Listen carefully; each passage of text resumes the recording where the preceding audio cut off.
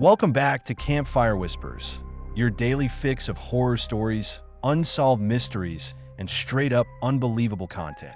My name is Eki, and today I'm sharing a story called The Whistler in the Pines. They say the forest past Dunridge Hollow doesn't sleep. It doesn't rest like normal woods do when the sun dips and the mist begins to roll in. Instead, it waits. It breathes. It remembers. Locals claim it's alive in a way that trees shouldn't be. That something lingers deep within, older than the hills, deeper than the roots, listening with patient hunger. If you stand too long beneath the pines, they whisper things you shouldn't hear. But more than that, if you find yourself there after midnight, beyond the hush of the wind and the creak of the canopy above, you might hear a melody. For notes, low to high, then high to low, not from an instrument, not from a mouth, but whistled. Soft, steady, and intentional, like someone standing just out of view, calling you closer. Most call it folktale, a campfire story to keep kids out of the woods. But in Dunridge, it's different. The old families, the ones who still draw salt circles and nail horseshoes above their door frames, they don't laugh. They don't call it a myth. They call it a warning. They call it the Whistler. Darren Sloan didn't believe any of it. At 25, he was one of the youngest rangers hired in recent years. Sharp, analytical. He trusted data, not superstition. During training, he chuckled when the Whistler came up. Forest acoustics, he said. Echoes. Maybe a bird call. His senior officer just stared, said nothing, then walked away. It was on his fourth night that things changed. The previous evenings had been uneventful, but there was something about Dunridge's forest at night that never sat right. It wasn't just quiet. It was unnaturally silent, the kind of silence that wrapped around your skull and made your ears ring. No wind, no insects, no distant coyote calls, just nothing. That night, as he prepared for his routine patrol, the temperature dropped without warning. The wind arrived in a single, sharp gust that felt like it carried teeth. His cabin, perched on the edge of the patrol zone, creaked under the pressure. His breath fogged the glass as he looked out into the trees. Something in his gut tightened. Still, he pulled on his jacket, strapped on his flashlight, and stepped out. The moment the door closed behind him, his radio popped with static, then went completely dead. He decided to walk the broken cedar loop, a mile-long trail that snaked deep into a part of the forest rarely visited anymore. It led past the ruins of Outpost 6, an old ranger cabin abandoned after a landslide 2 decades ago. Most avoided it. Darren figured now was as good a time as any to see it for himself. As he walked, the pines grew taller, their branches arching above like Gothic architecture. The bark on the trees began to look strange, textured with grooves and notches that didn't seem natural. Some were deep, others faint, like scratches layered over decades. The air smelled thick with resin and something else, sweet, metallic, and faintly rotted. Then he heard it. For notes, low to high, high to low. It was distant, almost hidden under the sound of his own footsteps. He froze, heart thudding, turned his head. Nothing. He laughed once, nervously. Wind, he muttered, just whined through the trees. Then he heard it again, closer.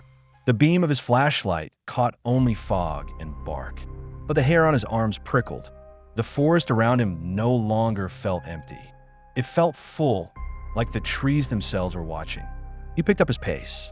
Soon, the trail opened to a clearing where the remnants of Outpost 6 stood. The building leaned slightly, its walls warped from time and weather. Moss crept along the roof like a slow infection. And in one window, a light. A lantern glowed faintly behind cracked glass. Darren frowned. The place had been sealed off years ago. No power, no access. He stepped closer. The front door creaked open before he touched it. Inside, the air was thick, stale, and damp. The wooden floor groaned beneath his boots. Shadows danced wildly across the walls, even though the lantern's flame barely flickered. Carvings covered the interior, strange symbols, long scratch marks, looping spirals that made Darren feel dizzy just looking at them. In the far corner sat a journal, weather-warped, pages curled and stained. He flipped it open. The entries were erratic. Fragmented thoughts. Names he didn't recognize. Repetitions of the same phrase. Don't whistle back. Again and again, until the ink blurred. Other pages described dreams of white faces in the trees. Footsteps that match your own. Songs that continued after you stopped listening. A soft breath touched the back of his neck. He spun. Nothing there. Then, the whistle. Not distant. Not faint. Right outside the building. For notes. The same haunting tune. Lower now. Slower. Almost sad. He moved to the window and peered into the trees. A figure stood between the pines. It was tall, too tall. Its limbs thin and wrong, joints slightly reversed, like it had learned to imitate walking but never quite got it right. Its face was the most disturbing, pale, bark-like, smooth except for two hollow holes where eyes should be. It didn't move, just stood there, head tilted slightly to one side. The whistle came again, this time from behind him. He turned. The cabin was empty. Panic kicked in. He ran. Outside, the fog had thickened into a curtain. The path he'd come from was gone. Trees shifted in the dark, subtly but deliberately, closing like a maze reassembling itself.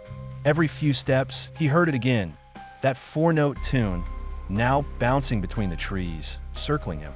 His flashlight died. He sprinted, dodging low branches and twisted roots, heart pounding so hard it drowned out his thoughts. Something moved in the fog beside him. Fast, silent, impossible to see. Finally, he stumbled into the clearing where his cabin sat. Lights on, door slightly open. He dove inside and slammed it shut. Silence. His chest heaved. He waited. Then, on the window behind him, a single soft whistle. For notes. When he dared to look, there was nothing outside but his own reflection, except it was smiling. The next day, senior rangers joined him to inspect the site. But Outpost 6 was gone. No building, no lantern, just blackened earth and twisted roots. Darren's footprints were the only ones leading in. No one doubted him. Not out loud, but an older ranger, one with silver hair and tired eyes, pulled him aside later and said only this: it doesn't want to be found.